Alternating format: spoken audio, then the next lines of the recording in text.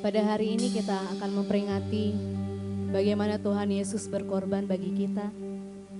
Bagaimana Tuhan Yesus telah disalibkan bagi kita, mencurahkan darahnya bagi setiap kita. Supaya kita semua jemaatnya yang percaya benar-benar diselamatkan. Mari kita siapkan hati kita. Kita mau memberikan yang terbaik bagi Allah kita. Karena pengorbananmu luar biasa bagi setiap kami Tuhan. Dan pada hari ini Tuhan, kami naikkan setiap penyembahan kami.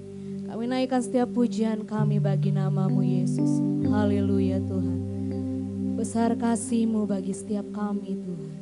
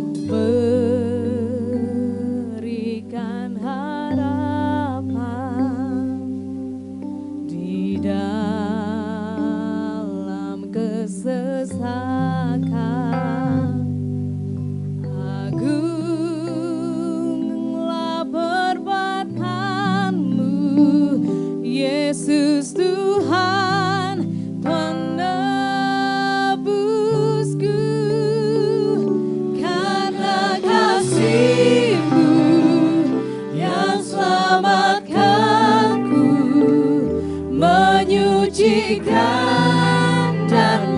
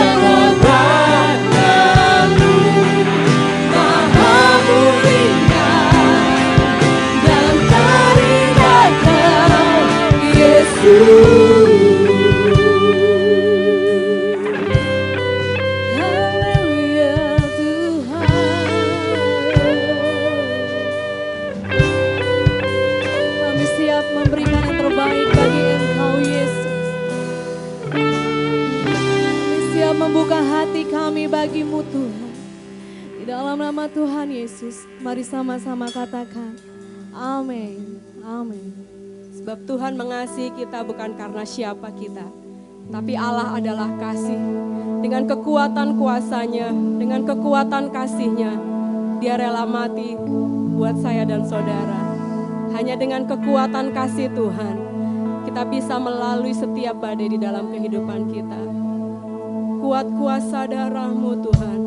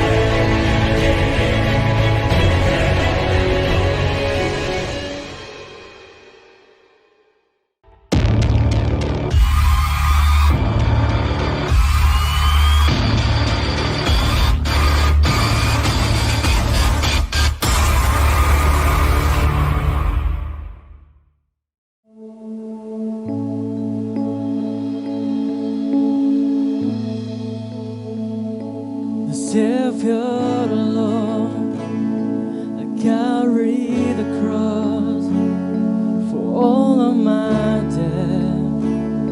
He pinned the cost, sufficient, complete.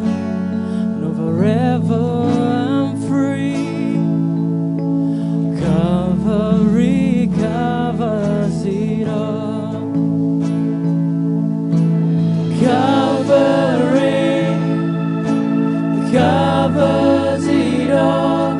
My sin and shame don't count anymore. Oh, praise to the one who has ransomed my soul. Calvary covers it all.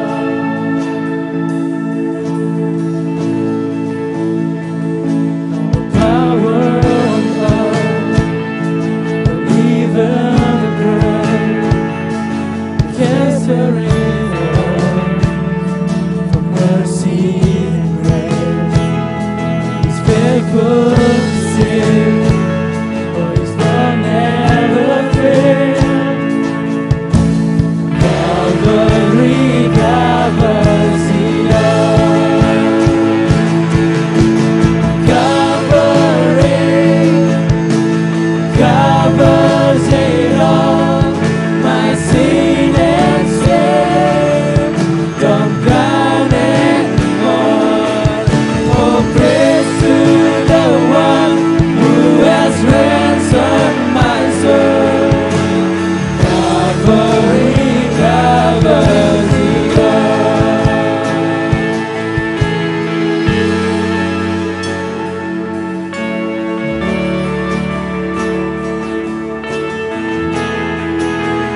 No one but Jesus could make us good as gold. We stand in your freedom.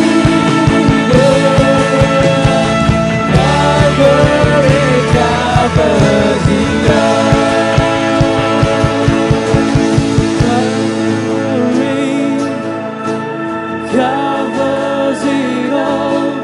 My sin and shame don't count anymore. Oh, praise to the one who has ransomed my soul. Calvary covers it all. Calvary covers it all. My sin and shame don't count anymore. Oh, praise to the one who has ransomed my soul. Calvary covers it all. Calvary covers it all. My sin and shame don't count anymore. Oh, praise to the one who has ransomed my soul. Calvary covers it all. Calvary one who has ransomed my soul. Calvary covers it all. Oh, praise to the one who has ransomed my soul. Calvary covers it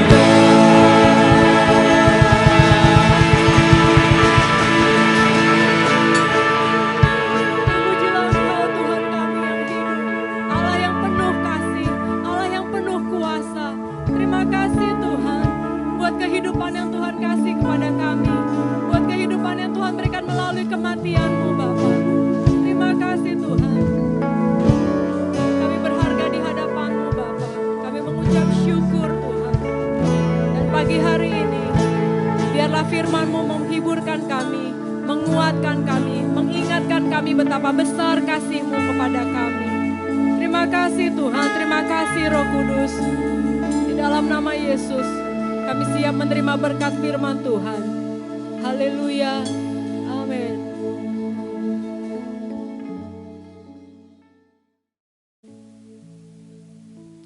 Shalom Hagios Smart People dan pemirsa sekalian yang melihat dari Hagios Ministry di akun YouTube kita pada hari ini. Hari ini kita memperingati kematian Tuhan Yesus, yaitu Jumat Agung, di mana Tuhan Yesus pada waktu itu di bawah pemerintahan Romawi, dia dijatuhi hukuman mati dan hukuman yang paling berat pada waktu itu yaitu digantung di atas kayu salib. Dan di atas salib itu tertera mengapa dia disalibkan, dan tulisannya di situ adalah inilah raja orang Yahudi. Dan dia adalah raja semua kita. Tetapi yang menjadi pertanyaan kita adalah kenapa Yesus harus mati? Kenapa Tuhan Yesus harus mati pada waktu itu di atas kayu salib? Apakah dia mati untuk kita atau dia mati karena suatu hukuman yang harus ditanggung olehnya? Itu yang akan kita bicarakan pada hari ini. Saya berharap dimanapun saudara berada, bersama dengan keluarga atau bersama dengan teman-teman, atau saudara sedang sendiri menonton tayangan ini, kiranya Tuhan menjamah hati saudara dan saudara merasakan bahwa Tuhan mengasihi saudara dan dia ingin supaya saudara tahu bahwa kematian Yesus pada waktu itu adalah untuk menebus saudara dan saya. Jadi Pak Gembala, kenapa Tuhan Yesus harus mati pada waktu itu di bawah pemerintahan Pontius Pilatus? Ya, kalau kita berbicara tentang kematian Yesus, hal ini sangat berkaitan dengan dosa pertama yang dibuat oleh Adam dan Hawa di Taman Eden. Nah, kita semua tahu bahwa Adam dan Hawa telah berbuat dosa pada waktu itu. Dan akibat dari dosa Adam dan Hawa itu, akhirnya dosa itu menjalar kepada semua orang yang ada di atas muka bumi ini. Firman Tuhan mengatakan di dalam Roma pasal 3 ayat yang ke-23, karena semua orang telah berbuat dosa dan kehilangan kemuliaan Allah. Nah, hal ini dapat saya gambarkan seperti jika saya memiliki 2 ekor kodok. Kemudian kedua kodok itu saya lempar ke sebuah kolam yang kedua kodok itu dan keturunan-keturunannya tidak akan bisa naik ke atas. Walaupun kedua kodok ini akhirnya mungkin kawin, beranak pinak menjadi banyak, tetapi mereka tetap berada di dalam kolam itu dan tidak bisa keluar. Nah, ini kita juga bisa gambarkan seperti manusia, Adam dan Hawa jatuh ke dalam dosa, jatuh ke dalam lubang dosa, dan mereka berada di dalam dosa, hidup di dalam dosa. Maka dosa ini menjalar kepada semua orang. Semua orang yang dilahirkan sampai kepada kita, keturunan-keturunan kita semua saat ini, kita semuanya disebut sebagai orang berdosa dan telah kehilangan kemuliaan Allah. Nah, kalau kita melihat di dalam kitab Kejadian pasal 6 ayat yang ke-5, di situ dijelaskan bahwa manusia ini perbuatan dosanya itu semakin lama semakin jahat, dan kecenderungan hatinya itu selalu ingin membuahkan kejahatan. Firman Tuhan mengatakan begini, ketika dilihat Tuhan Allah bahwa kejahatan manusia besar di bumi dan segala kecenderungan hatinya selalu membuahkan kejahatan semata-mata. Nah, ini artinya bahwa manusia ini tidak bisa menyelesaikan masalah dosanya. Manusia tidak bisa menyelesaikan masalah dosa. Bahkan dosa itu menjalar terus menerus sampai kepada manusia, sampai kepada kita saat sekarang ini. Nah, itu sebabnya perlu ada korban yang dipersembahkan. Yesus mati sebagai korban. Kalau di dalam perjanjian lama kita melihat bahwa manusia itu memberikan korban, seperti misalnya burung kalau dia berbuat dosa, atau dia menggunakan domba, atau dia menggunakan lembu. Lalu kemudian orang yang berdosa itu ditumpangi tangannya ke atas binatang, dan imam mendoakan dosanya orang itu dipindahkan ke binatang itu. Nah, Yesus ini sekarang adalah dia disebut sebagai anak domba Allah, dia sebagai korban. Jadi kita sudah tidak perlu lagi ada korban-korban lain karena Tuhan Yesus mati di atas kayu salib sebagai korban untuk menghapus semua dosa manusia. Kira-kira begitulah ya Mas ya. Amin. Jadi kalau dari sejarah umat manusia, semua umat manusia mencoba untuk lepas dari dosanya dia dengan mengorbankan binatang, lembu atau domba atau burung, dan mereka mengorbankan domba sebagai wujud kiranya Tuhan menerima persembahanku ini supaya dia mengampuni dosaku. Tetapi pengorbanan yang mulia itu, yang sempurna itu datang dari Yesus ketika dia datang ke dunia ini. Dia datang tanpa dosa dan dia memikul semua kesalahan kita, dosa-dosa kita. Mungkin ada yang di antara kita memiliki dosa pencuri atau pembunuh, atau ada di antara kita yang dulu menjadi bandar narkoba. Dan kita meminta ampun kepada Tuhan, semua dosa-dosa kita itu dahulu ditimpakan kepada Yesus dan dia menerima hukuman itu yang pada hari ini kita peringati sebagai Jumat Agung, di mana dia memikul segala dosa-dosa kita dan dia mati di atas kayu salib ganti hukuman kita. Ya, jadi semua orang yang berdosa sekarang, baik dia misalnya koruptor, dia misalnya pernah terlibat narkoba, dia pernah terlibat seks bebas, dia pernah menjadi pembunuh, pencuri dan sebagainya. Sekarang sudah ada yang menghapuskan dosa itu, yaitu Tuhan Yesus yang mati di atas kayu salib. Tidak ada yang lain, tidak ada orang yang bisa melakukan hal seperti ini. Hanya Yesus yang bisa melakukannya. Dan kalau kita datang kepada Tuhan Yesus, minta ampun segala dosanya, dia pasti akan menghapuskan semua dosa kita. Kasih karunia-Nya Tuhan jauh lebih besar daripada segala dosa-dosa kita. Amin. Ada banyak orang yang mengatakan bahwa Yesus secara historis dia pernah berada di dunia. Ada pakar-pakar sejarah, antropolog dan sejarawan-sejarawan yang mencatat bahwa iya, Yesus memang pernah memijakkan kakinya di muka bumi ini. Tapi ada juga yang berpikir bahwa apakah Yesus itu benar-benar mati, karena ada penelitian, penemuan yang mengatakan setelah Yesus mati masih ada pengakuan-pengakuan dari murid-muridnya bahwa dia melihat Yesus itu berada bersama-sama dengan dia. Jadi ada yang bertanya, apakah Yesus benar-benar mati pada waktu itu dan apakah dia benar-benar bangkit? Coba Ibu Gembala boleh menjelaskannya kepada kita semua. Oke, terima kasih pertanyaannya, luar biasa. Bukti bahwa Yesus benar-benar mati, itu kita harus tahu. Yang pertama, bukti itu adalah bukti Alkitab. Alkitab masih ada sampai saat ini dan Alkitab mencatat semuanya. Kalau kita membaca semuanya dalam Alkitab, dalam keempat Injil dicatat tentang mulai Yesus ditangkap, dianiaya, disiksa, sampai disalib, sampai meninggal dunia di atas kayu salib. Itu semua lengkap, itu semua ada di dalam Alkitab dan dijelaskan dengan rinci. Itu yang pertama ya. Buktinya adalah Alkitab yang masih kita bisa baca, kita bisa pegang sampai sekarang.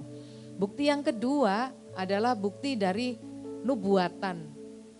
Nubuatan itu adalah ramalan yang sudah ribuan tahun sebelumnya dan kemudian digenapi pada waktu kejadian itu benar-benar Yesus disalibkan. Bisa tolong buka di dalam Alkitab Matius pasal 27.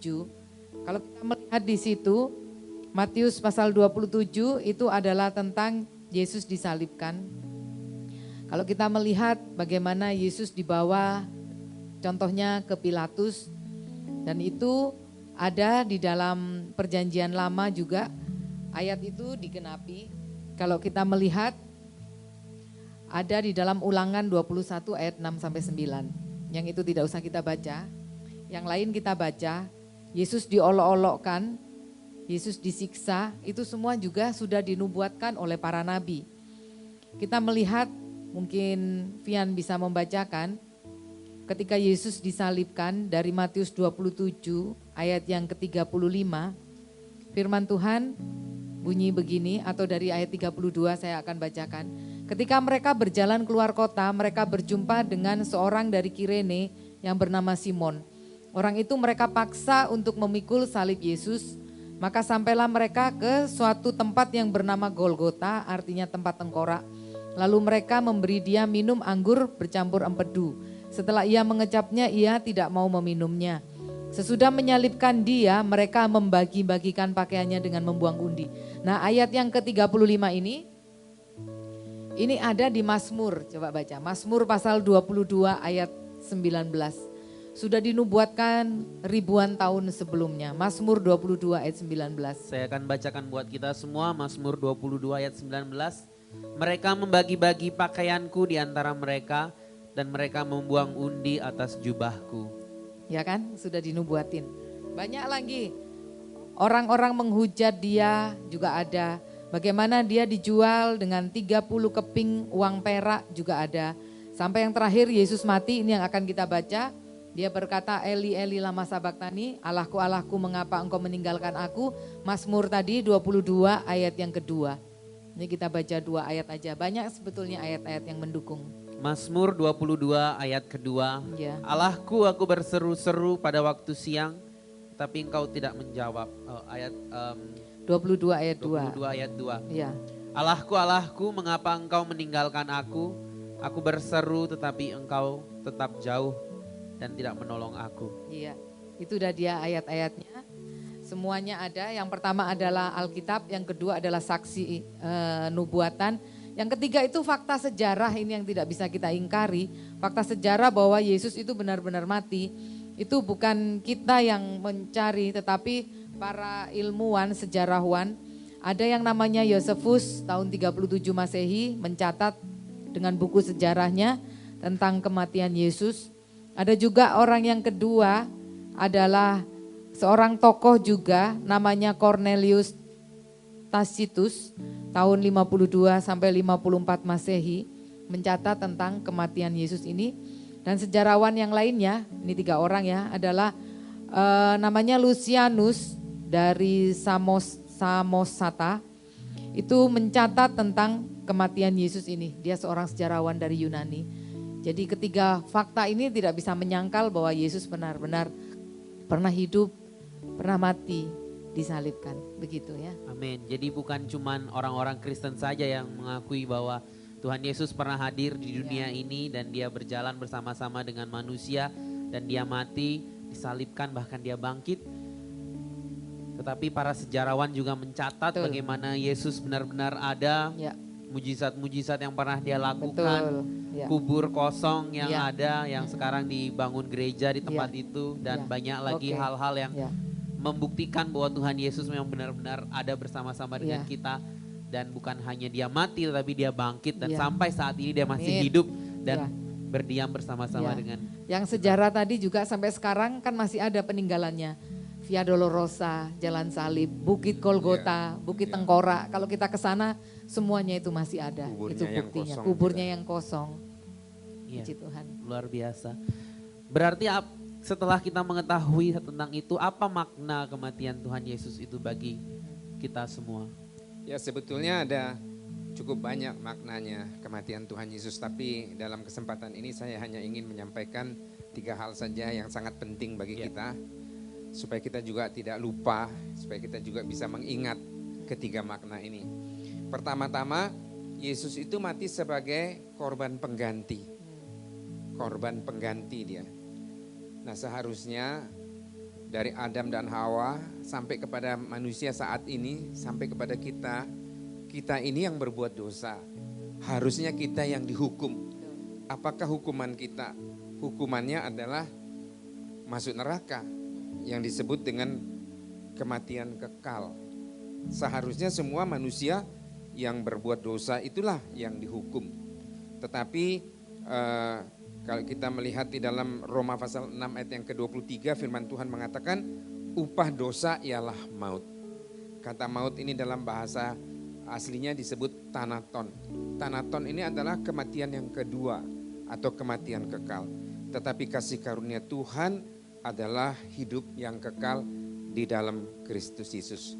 Amin. Nah, tapi karena kasihnya yang begitu besar, kasihnya Tuhan begitu besar akan semua orang di dunia ini, semua kita yang hadir pada saat ini, yang mendengarkan ibadah online ini, karena kasihnya Tuhan Yesus, dia rela mati menggantikan kita, dan dia rela mati di atas kayu salib agar kita memperoleh pengampunan dosa seperti yang dikatakan oleh Alkitab.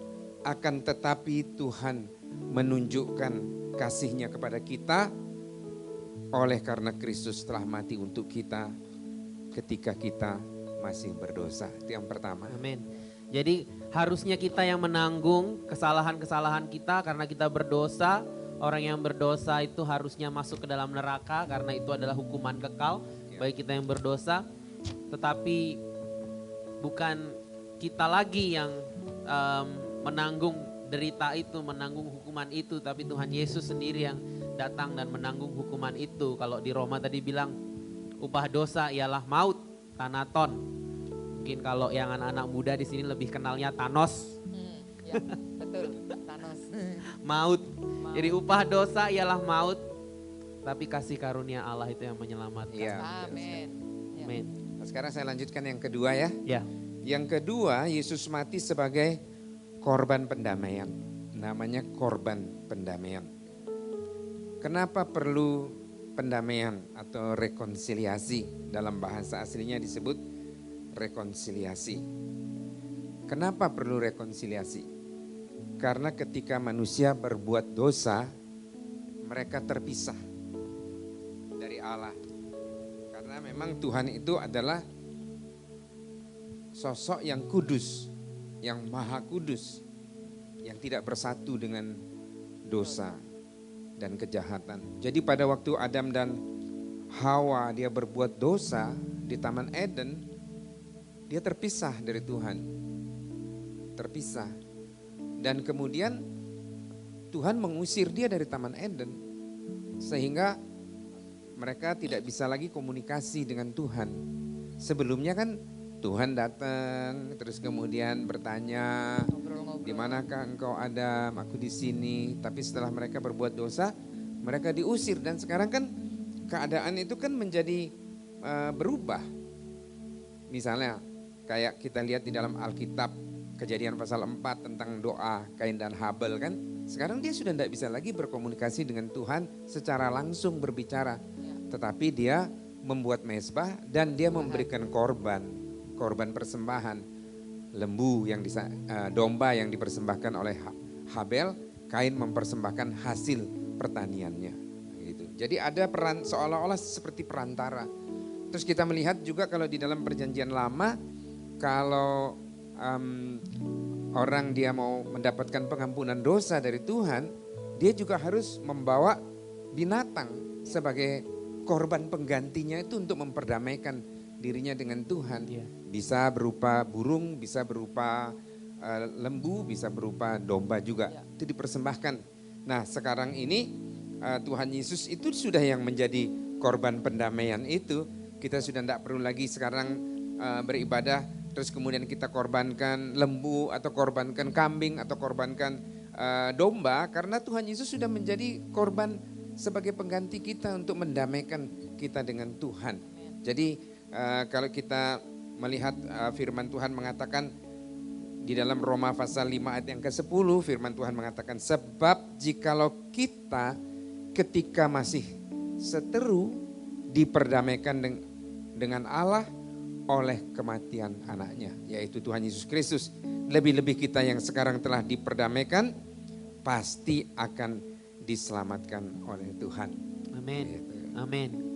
Jadi Tuhan Yesus itu menjadi perantara kita yang dulu kita terpisah oleh karena dosa-dosa pelanggaran kita. Ya. Tuhan Yesus karena dia sudah mati menanggung dosa-dosa kita, dia menjadi perantara antara manusia dengan Allah Bapa di surga sehingga kita bisa masuk ke dalam pelataran Tuhan yang kudus, kita bisa menyembah Tuhan yang kudus, kita bisa merasakan berkat-berkat dari Tuhan dari tempat yang maha tinggi, dan kita bisa berkomunikasi secara langsung melalui doa-doa kita kepada Tuhan. Iya, itu sebabnya Tuhan Yesus mengajarkan kepada kita di dalam kitab Injil Matius, kalau kita berdoa, sekarang itu kita berdoa, Tuhan Yesus katakan, berdoalah begini, Bapa kami yang di surga.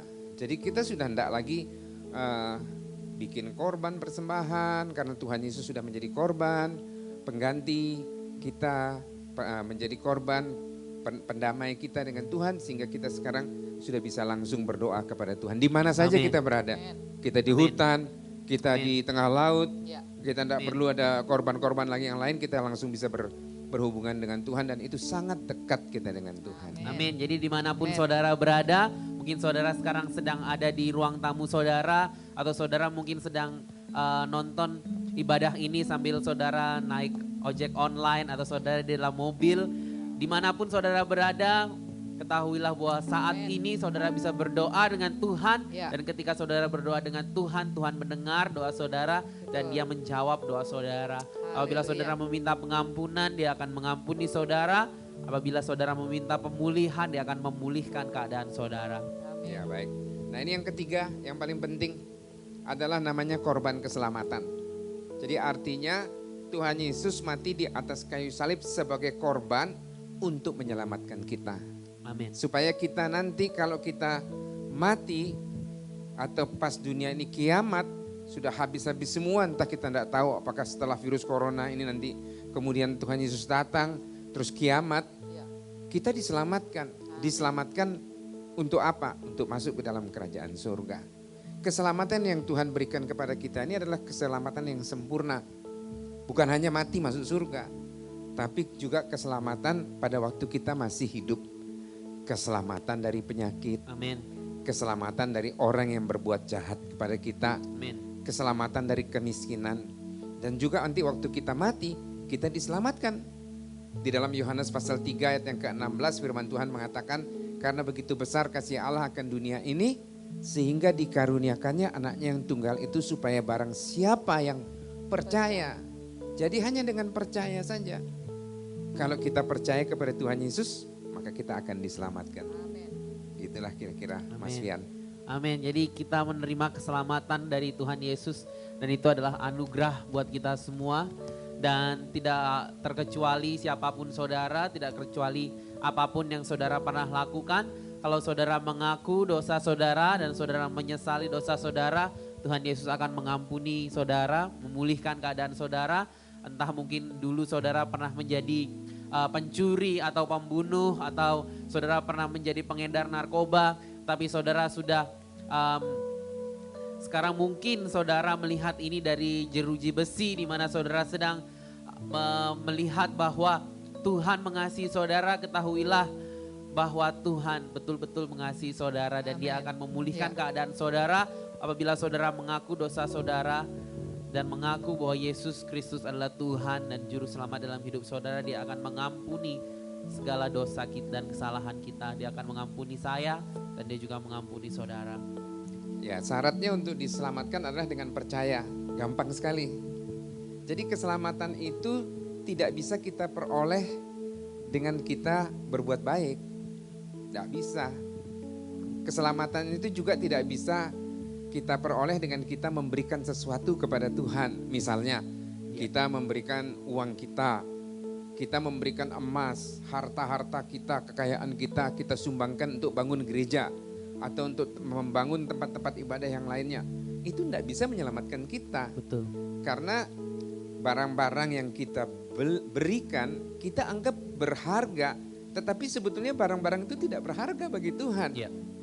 Materi itu sangat tidak berharga. Saya ingat waktu saya masih SD dulu ya. Waktu saya masih SD, kami sering main bungkusnya rokok. Jadi bungkus rokok itu dikupas, terus kemudian dibentuk seperti bentuk gunung gitu. Terus kita main itu ditumpuk-tumpuk, lalu dilempar dengan batu dari jauh. Jadi siapa yang bisa menjatuhkan bungkus-bungkus rokok itu dia menang, dia ambil. Jadi saya dulu itu jalan-jalan sama temen, naik sepeda, selalu mata tuh ngeliat ke bawah, ke selokan-selokan apakah ada bungkus-bungkus rokok. Setiap kali ada bungkus rokok kita rebutan, kita kejar, balap-balapan, bisa sampai tumpuk-tumpukan untuk mendapatkan bungkus rokok ini. Bungkus yang warna emas itu ya? Iya, macam-macam dah, ada rokok macam-macam lah pada waktu itu ya. Terus kemudian kalau sudah kami dapat main, nah satu kali saya main dan saya menang. saya punya lumayan bungkus rokok itu. Jadi karena saya merasa ini barang yang sangat berharga, waktu tidur saya taruh di bawah bantal. Nah terus waktu saya pergi ke sekolah, saya lupa membawa bungkus rokok itu. Dan waktu saya pulang, saya cari di bawah bantal. Ternyata sudah tidak ada. Saya tanya sama mami saya, mana ini bungkus rokok yang ada di bawah bantal ini? Terus mami saya menjawab dengan keras, dia bilang, oh sampah itu ya, sampah itu yang kotor itu. Sudah mami buang semuanya. Waduh, saya menangis karena saya merasa itu berharga.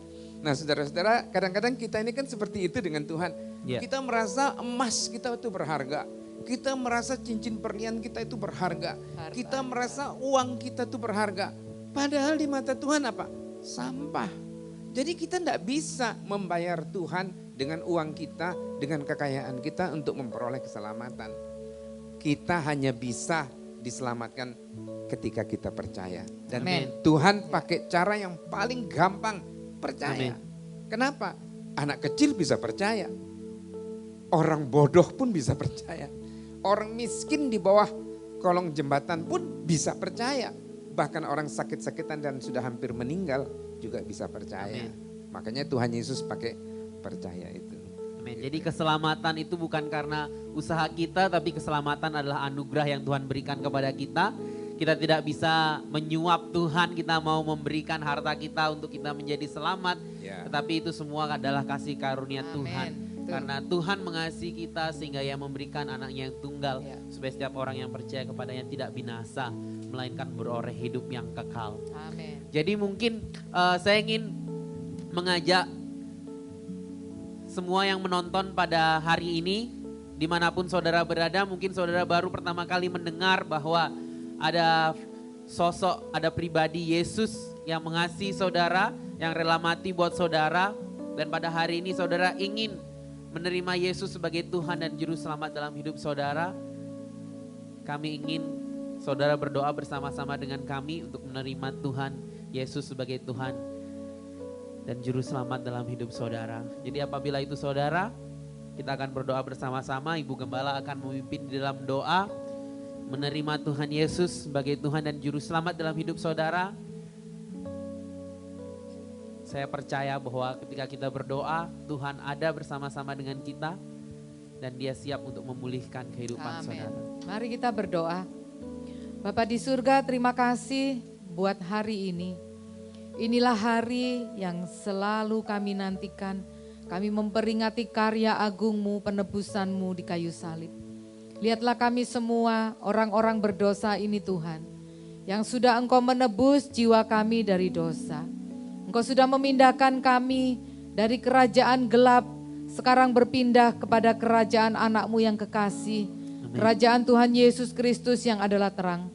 Sekarang hamba berdoa buat para pemirsa yang hari ini membuka hati untuk mau menerima Tuhan Yesus sebagai Tuhan dan Juru Selamat. Amin. Ini adalah keputusan yang sangat penting yang kami ambil di dunia ini, yang akan membawa kami untuk selamat masuk ke dalam kerajaan surga. Tuhan Yesus, tolong Kau jamah hati manusia, hati jemaat Tuhan, hati orang-orang yang mau menerima Engkau hari ini Tuhan. Dalam nama Tuhan Yesus Kristus, jamah Tuhan hati kami membuka hati kami, dengan hati kami mengaku Engkau Yesus Tuhan sebagai Juru Selamat. Dengan mulut kami percaya Engkau adalah Raja. Masuklah dalam hati kami, jadilah Juru Selamat kami, jadilah Tuhan atas kehidupan kami.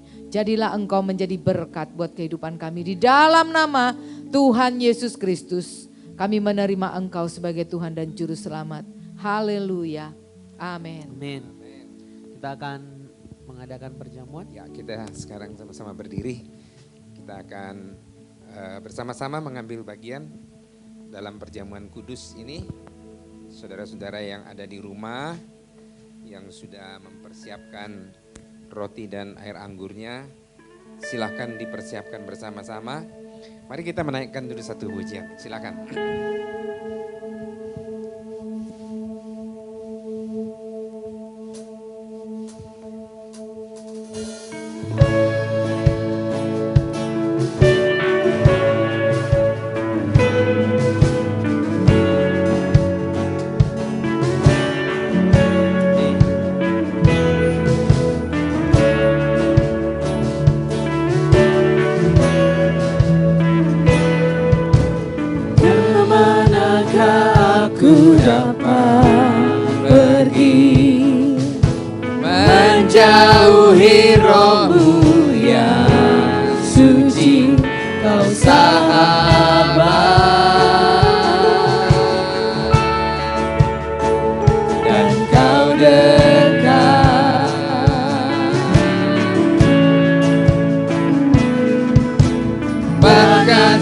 seluruh pengabdianku, tak bisa membalas kesetiaanmu, sungguh mulia dan berharga, sungguh besar pengorbananmu bagiku, terlalu dalam untuk dimengerti, sungguh besar, sungguh indah yang kau pikirkan tentangku, tak terselami bagiku, sungguh indah. Bapa yang di surga, di dalam nama Tuhan Yesus Kristus, pada Jumat Agung saat ini kami memperingati kematian Tuhan Yesus. Dan dalam perayaan ini kami bersama-sama akan mengambil bagian di dalam perjamuan kudus. Saudara-saudara kami yang ada di rumah dan saudara-saudara kami yang ada di tempat ini yang bersama-sama mengambil bagian dalam perjamuan kudus, kiranya Tuhan memberkati. Kami percaya Tuhan ada di mana-mana. Kami percaya bahwa walaupun kami mengadakan perjamuan kudus di rumah kami masing-masing, kami bisa merasakan kasih dan kuasa Tuhan di rumah kami masing-masing. Terima kasih Tuhan, berkati roti dan air anggur ini di dalam nama Tuhan Yesus Kristus. Kami sudah berdoa dan mengucap syukur.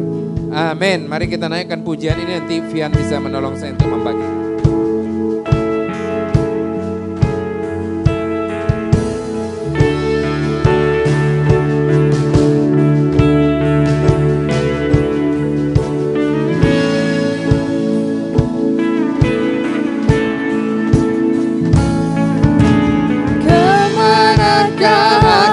Dapat pergi menjauhi rohmu yang suci, kau sahabat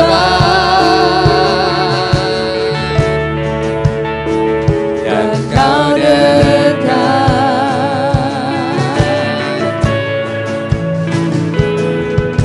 bahkan seluruh pengabdianku tak bisa membalas kesetiaanmu, sungguh mulia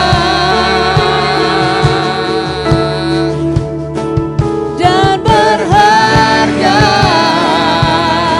sungguh besar, sungguh besar pengorbananmu bagiku, terlalu dalam untuk dimengerti, sungguh besar, sungguh besar, sungguh indah yang kau pikirkan tentangku, tak terselami bagiku,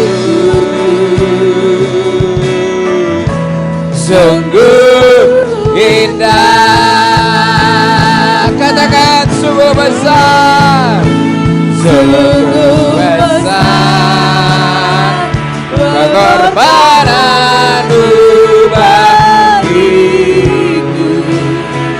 terlalu dalam untuk dimengerti, sungguh besar, sungguh indah yang kau pikirkan tentangku, tak terselami bagi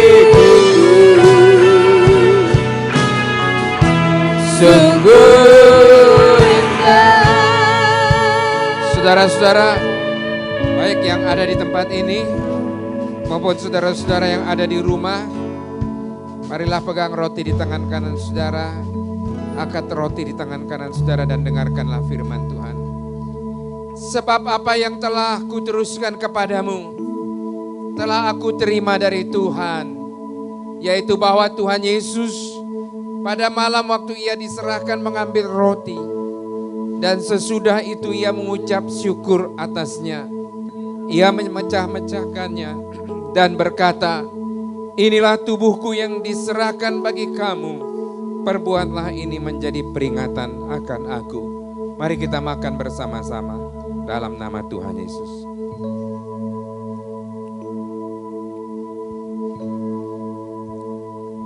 Saudara-saudara, marilah sekarang kita pegang anggur di tangan kanan kita dan dengarkanlah firman Tuhan.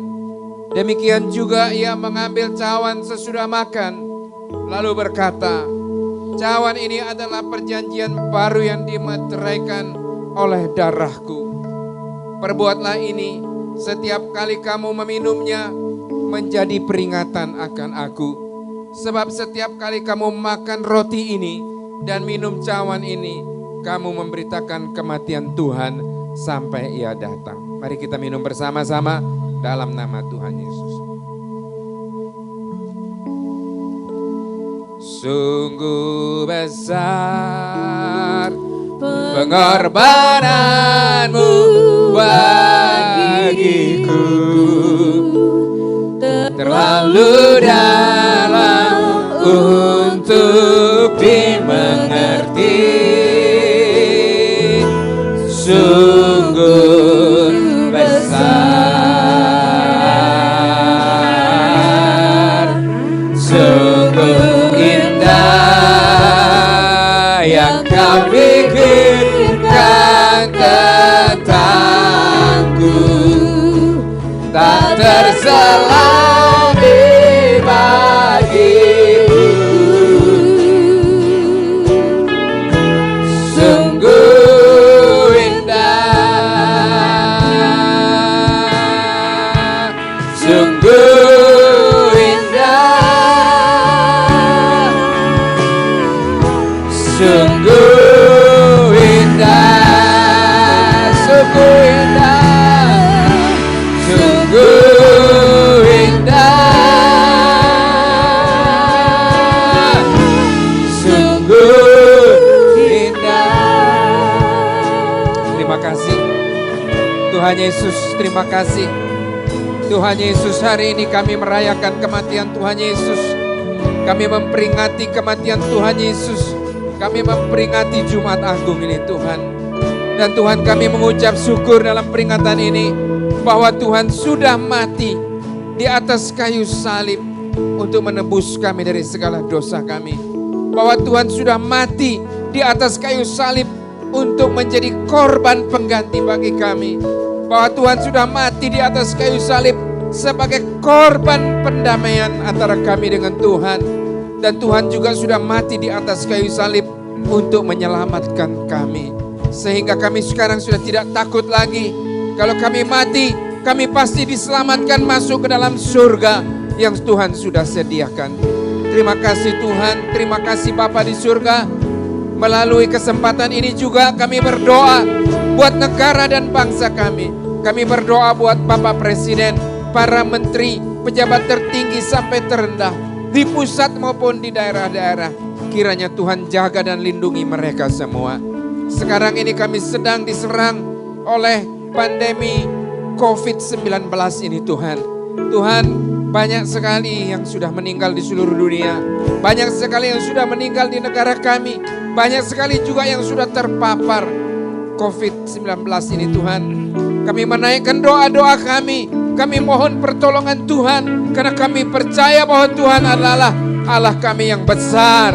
Allah kami yang paling berkuasa. Virus ini bisa ditiup langsung oleh Tuhan. Virus ini bisa disingkirkan oleh Tuhan. Itu sebabnya kami hanya berdoa kepada Tuhan. Kami mohon kepada Tuhan. Kiranya kuasa Tuhan menyembuhkan semua saudara-saudara kami yang sakit di seluruh Indonesia. yang sedang terpapar virus corona ini, Tuhan jamah dan sembuhkan di dalam nama Tuhan Yesus Kristus. Tuhan, kami juga berdoa supaya kiranya Tuhan menjaga seluruh bangsa dan negeri ini, supaya virus corona ini berlalu dengan cepat dengan kuasa Tuhan. Tuhan, berikan hikmat dan marifat kepada Presiden, Menteri Kesehatan, kepada tim medis yang sedang menangani ini semuanya, supaya mereka bisa menemukan obatnya untuk menyembuhkan orang-orang yang terpapar, supaya bisa menemukan vaksin untuk menolong kami semua, sehingga kami menjadi kuat dan kami tidak kena dengan virus corona ini Tuhan. Terima kasih Tuhan Yesus. Terima kasih Tuhan. Saya juga berdoa buat jemaat-jemaat GSIA Hagios yang sedang berada di rumah-rumah, yang sedang bekerja di rumah, dan sedang karantina diri di rumah, supaya ada jarak antara satu dengan yang lain, social distancing ini Tuhan. Kiranya Tuhan menolong supaya semuanya Tuhan jaga dan lindungi. Apa yang sekarang diprogramkan oleh Bapak Presiden PSBB ini Tuhan, kiranya pembatasan sosial berskala besar ini Tuhan tolong bisa menolong bangsa dan negeri kami ini, sehingga virus corona ini bisa diatasi. Tuhan, tolong juga semua jemaat-jemaat-Mu, berkati malah mereka di rumah-rumah mereka. Apa yang mereka perlukan untuk dimasak, apa yang mereka perlukan untuk dimakan, apa yang mereka perlukan untuk diminum, atau keperluan-keperluan lainnya, kiranya Tuhan menyediakan. Yang sakit Tuhan jamah dan sembuhkan. Tuhan memberikan kekuatan dan kesehatan. Terima kasih Tuhan Yesus. Kami percaya bahwa Tuhan adalah Allah yang menjaga dan melindungi kami semua. Inilah doa-doa kami Tuhan, di dalam nama Tuhan Yesus Kristus. Kami sudah berdoa dan mengucap syukur. Mari sekarang saudara-saudara, kita mengangkat kedua tangan dan mengarahkan hati kita kepada Tuhan. Sekarang saudara-saudaraku yang tetap di rumah, terimalah berkat dari Allah Bapa, kasih karunia dari Tuhan Yesus Kristus, dan kiranya persekutuan dengan Roh Kudus menyertai kita sekalian sampai Maranatha, Tuhan datang kembali dan kita tetap sehat di dalam Tuhan. Dalam nama Tuhan Yesus kami sudah berdoa dan mengucap syukur. Semua sama-sama katakan amin. Berikan kemuliaan buat Tuhan. Tuhan memberkati kita. Pengorbananmu bagiku terlalu dalam untuk dimengerti.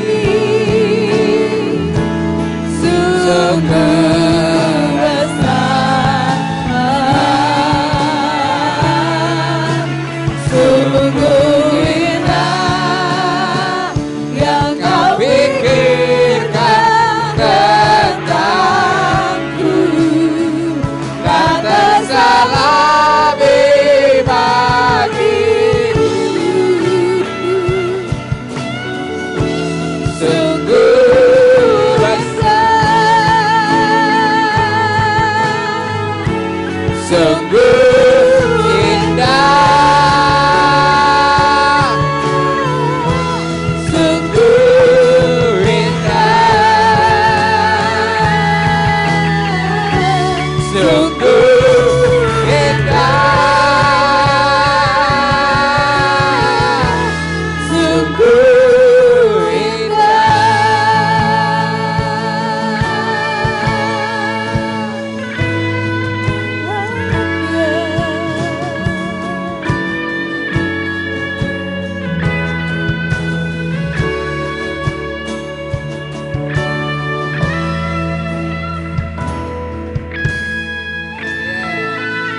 Berhati.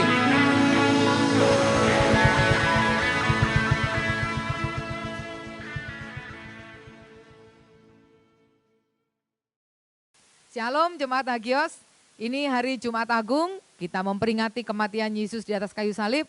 Dan saya mendorong kita semua untuk kita mempersembahkan persembahan untuk Tuhan. Karena Yohanes 3 ayat 16 mengatakan, karena begitu besar kasih Allah akan dunia ini, sehingga ia telah mengaruniakan anaknya yang tunggal, supaya setiap orang yang percaya kepadanya tidak binasa, melainkan beroleh hidup yang kekal. Hidup kekal kita peroleh dengan cuma-cuma melalui pengorbanan Yesus. Sekarang kita memberikan apa yang kita punya untuk mempermuliakan namanya. Tuhan tidak melihat harta kita, tapi Tuhan melihat hati kita. Mari kita memberikan dengan tulus untuk memuliakan namanya. Saudara bisa memberi melalui rekening BCA dan CIMB Niaga. Saudara bisa juga melalui QR Code. Tuhan memberkati saudara yang memberi dengan sukacita. Kita berdoa. Bapa, inilah persembahan kami Tuhan. Engkau melihat hati kami yang penuh ucapan syukur karena Engkau sudah menebus kami dari segala dosa kami. Ini adalah wujud kami mengasihi Engkau. Ini adalah bentuk ucapan syukur kami, persembahan yang mempermuliakan nama-Mu. Berkati persembahan kami Tuhan. Di dalam nama Tuhan Yesus Kristus kami berdoa dan mengucap syukur. Haleluya. Amin. Puji Tuhan. Terima kasih. Selamat hari Jumat Agung. Tuhan memberkati saudara. Tetap sehat, tetap semangat. Haleluya. Puji Tuhan.